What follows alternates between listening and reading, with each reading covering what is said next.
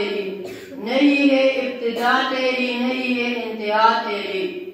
عبادت کر رہے ہیں روز و شب آج سما تیری، حجر میں پھول میں کانٹوں میں زروں میں فضاؤں میں، حجر میں پھول میں کانٹوں میں زروں میں فضاؤں میں، نظر آتی ہے ہر خوشحال مطلق ادا تیری، تیری تسبیح پڑھتے فلک والے زمین والے، تیری تسبیح پڑھتے فلک والے زمین والے، ہوا کی سرسراہٹ میں بھی حمد سناتے۔ محترم صدر جلسہ اور معزز سامعین، السلام علیکم ورحمۃ اللہ وبرکاتہ۔ آج میں آپ حضرات کے سامنے سکون قلب کا عنوان کا سہارا لے کر چند معروضات پیش کرنا چاہتا ہوں۔ سامعین گرامی، آج دنیا میں ہر انسان سکون قلب کے متلاشی ہے، ہر انسان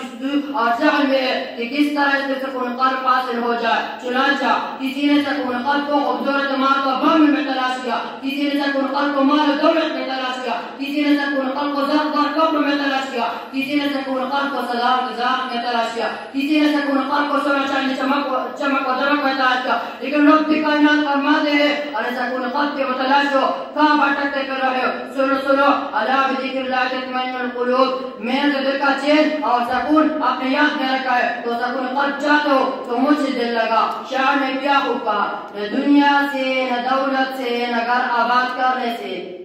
نہ دنیا سے نہ دولت سے نہ گھر آباد کرنے سے، تسلی دل کو ہوتی ہے خدا کو یاد کرنے سے۔ سامعین محترم،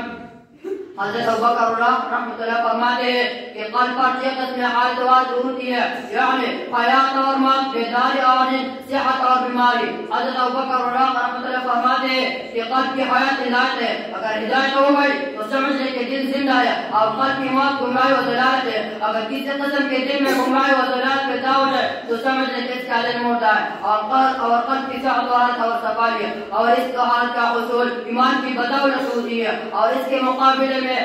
بیماری کا تعلقات کی وجہ سے پیدا ہوتی ہے۔ اور دیکھتے دیکھا بیدار الہی ہے، جو شخص اللہ تعالیٰ کا ذکر کرتا ہے تو سمجھ لے کہ اس کا دل بیدار ہوتا ہے۔ میری مدنی خاص رسول نے فرمایا کہ تمہارے جسم میں اس گوشت کا ٹکڑا ہے، جب وہ درست ہو تو سارا جسم درست ہوگا، جب وہ بگڑ جائے تو سارا جسم بگڑ جائے، اور وہ دل ہے۔ حاضرین محترم،